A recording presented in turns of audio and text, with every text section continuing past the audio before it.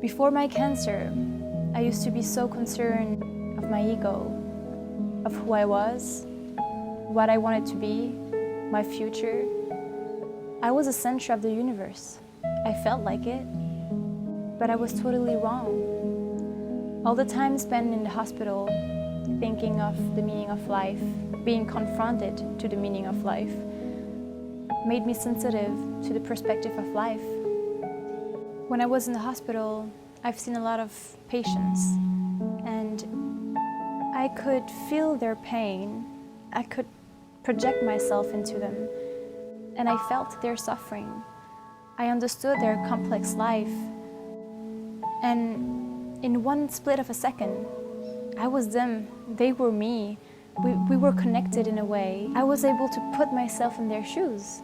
Everyone is born empathetic. It just depends on how we develop it. Empathy is caring for others, is caring for the living beings, and the desire to feel them, to feel their joy, feel their pain, to be them. I remember when I was in my apartment, stuck in my bed, and I couldn't move, I couldn't do anything, and I would just looking outside the window and I saw birds.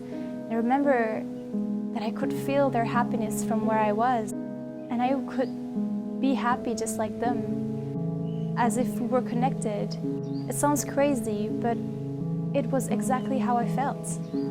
And that made me happy, because when you go through chemotherapy, everything is very difficult. But the small things make you happy. The birds, the trees, the grass, everything, the tiny little things would put a smile back on your face. I don't think it was love as we conceptualize it. I think it was just empathy, putting myself at the other's place. During this short period of empathetic connection, you feel exactly the entire emotion of the other person. And then there's no barrier of differences anymore. You and them are the same. You and animal, you and nature, and even perhaps you and the universe. At the end, we were part of the same family, as living organism. We have the same ancestors. We are part of the same phylogenetic branch, the same planet. Jeremy Rifkin, in his book, The Empathetic Civilization, wrote, "The meaning of life is to enter into relationships with others in order to deeply experience, as much as one can, the reality of existence. The meaning of life is to celebrate it as fully and expensively as possible." For a long period of time, our system have pushed us to be individualists, formatted to think for ourselves before the group. We became greedy, selfish. Our system, nurturing our consumerism, have overdeveloped our ego, our sense of self. Marketing is using neuroscience to target our brain reward system. Publicity, advertisement, and media construction have a Pavlovian effect on humans. It became our artificial addiction.